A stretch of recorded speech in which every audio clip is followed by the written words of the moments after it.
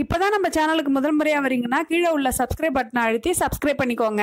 பக்கத்துல உள்ள பெல் ஐக்கானை அழுத்தி ஆல்னு கொடுத்துக்கோங்க. அப்பதான் நம்ம போடுற வீடியோ தினமும் உங்களுக்கு கிடைக்கும். சரி வாங்க இப்ப நம்ம வீடியோக்குள்ள போகலாம்.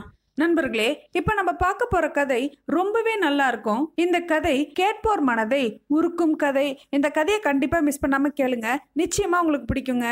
சரிங்க, கதைக்குள்ள போலாமா? வீட்டுக்கடனை தீர்க்க வங்கிக்கு சென்று செலான் படிவத்தை நிரப்பிக் கொண்டிருந்த போது மேலாளரின் கேபினில் இருந்து கண்ணீர் மல்க வெளியே வந்த அம்மாவையும் மகளையும் பார்த்தேன். அந்த அம்மாவின் கண்களில் துயரமும் திணறலும் தேங்கி நின்றன. மகளுக்கு ஒரு 18 வயது இருக்கும். கேஷ் கவுண்டரில் பணம் செலுத்திவிட்டு திரும்பும்போது என் மனம் கேள்வி கேட்டுக்கொண்டே இருந்தது.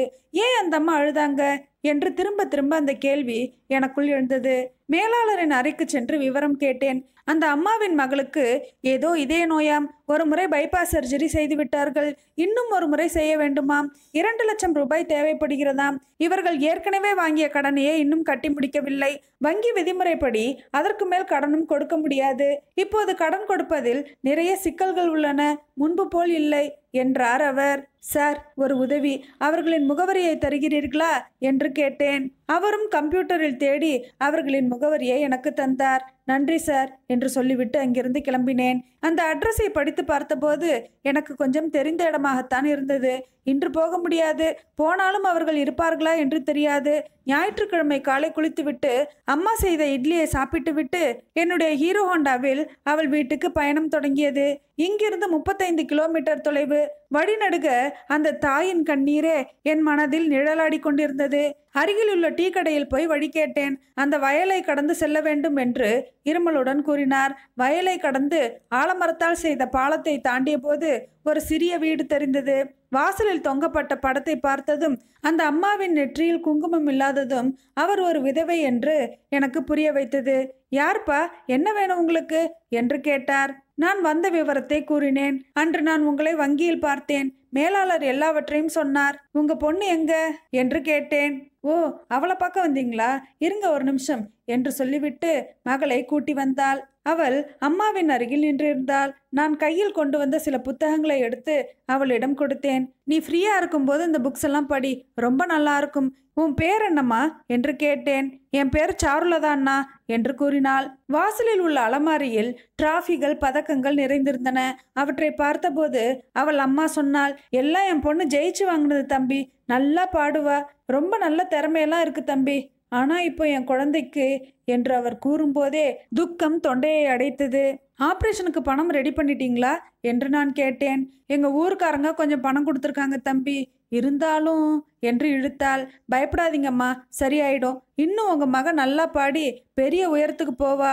நீங்க எதுக்கும் கவலைப்படாதீங்க. ஹாஸ்பிட்டலுக்கு போய் ஆப்ரேஷனுக்கு டேட் ஃபிக்ஸ் பண்ணுங்க என்று சொல்லிவிட்டு கிளம்பினேன். பாலத்தை கடந்து பைக்கை ஸ்டார்ட் செய்ய முயன்றேன். ஸ்டார்ட் ஆகவில்லை. 3-4 முறை கிக் கொடுத்த போது ஸ்டார்ட் ஆனது. என் வண்டி ஓடி ஓடி உழைத்த வண்டி. பல வருடங்களாக எனக்காக மிகவும் உழைக்கின்றது. வீட்டுக்கு திரும்பும் வழியில் என் மனம் முழுவதும் ராயல் என்ஃபீல்டு என்று எழுதிய பெட்டியில் இருந்தது.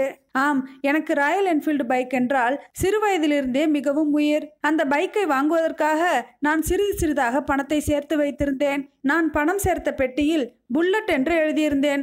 ஒவ்வொரு முறையும் அந்த பெட்டியில் நான் பணத்தை சேர்க்கும் போது சிறு வயதிலிருந்தே அந்த வண்டியின் குடுகுடு ஓசை என் காதில் ஒலித்து கொண்டே இருந்தது. வீட்டுக்கு வந்ததும் நான் அந்த பெட்டியை திறந்தேன். 1,18,000 ரூபாய் இருந்தது. பெட்டியை உடைத்து எண்ணிக்கொண்டிருந்த போது அம்மா கேட்டார், என்னப்பா பெட்டி ஃபுல்லாயிடுச்சா?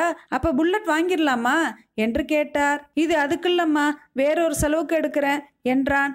என்ன செலவு? நான் விஷயத்தை சொன்னபோது அம்மாவின் முகத்தில் ஒரு வியப்பு. ஆனாலும் ராஜேஷ், நீ ஆசைப்பட்ட ராயல் என்ஃபீல்ட் என்று சொன்னபோது அம்மாவின் நாக்கு தழுதழுத்தது. என்ன இருந்தாலும் உங்க அப்பா மாதிரி தானே நீ இருப்ப. உங்க அப்பா ஊருக்கே நல்லது செஞ்சிட்டு இருக்காரு, நீயும் அந்த மாதிரி தான் இருக்க.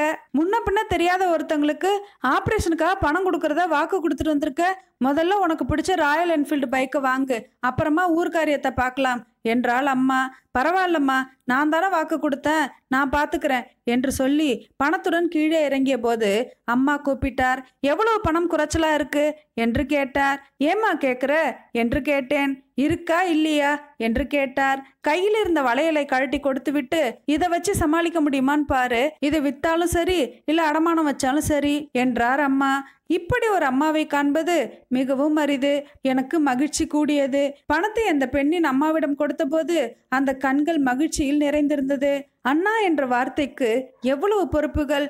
அந்த பெண்ணின் ஆபரேஷன் நல்லபடியாக முடிந்தது.